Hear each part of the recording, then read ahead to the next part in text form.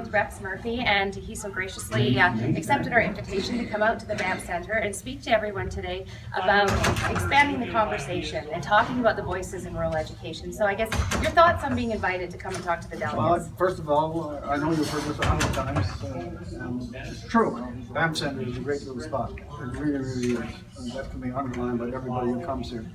On the topic of education, especially as it relates to rural areas, I think you can't overstress, you cannot overstate just how consequential it is.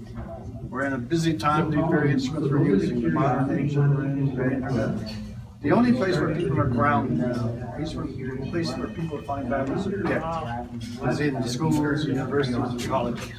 We need a counterbalance to the speed of things.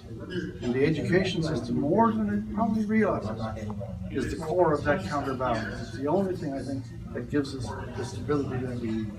All right, and I know you talked a little bit too about Alberta and where we are today and the economy today and the message that maybe you had for Albertans today. I guess, why did you feel it was important to address that here to this group of people? It's a personal opinion only, but I really do believe it. When I come from Newfoundland, I've seen hard times within the provincial framework of our provinces much smaller than yours.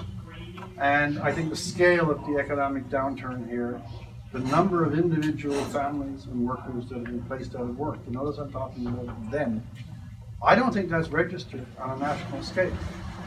I don't think that a plight of this size and magnitude, of this size and intensity, is getting the attention it deserves or the advocacy that it deserves. I also may make a point, and it's not to play to Alberta, but it's true.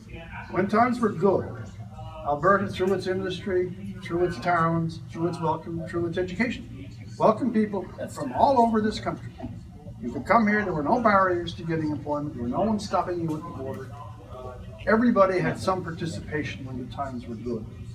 And I think it's compatible with the idea of confederation that when a great province is being really stressed, that instead of negatives and blockades, that some parts of the rest of the country should say, hey, it's our turn now to see maybe we could do something for out here.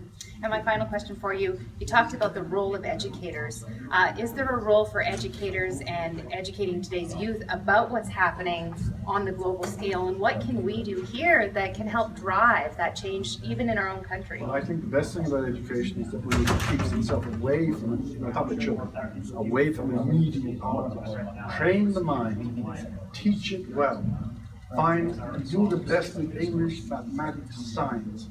Liberate the intelligence and the spirit of young people. They will learn the detail and issue, but train the mind and the character and the judgment, and all else follows. Don't go to the immediate things. Go to the things that have proven permanent over generations.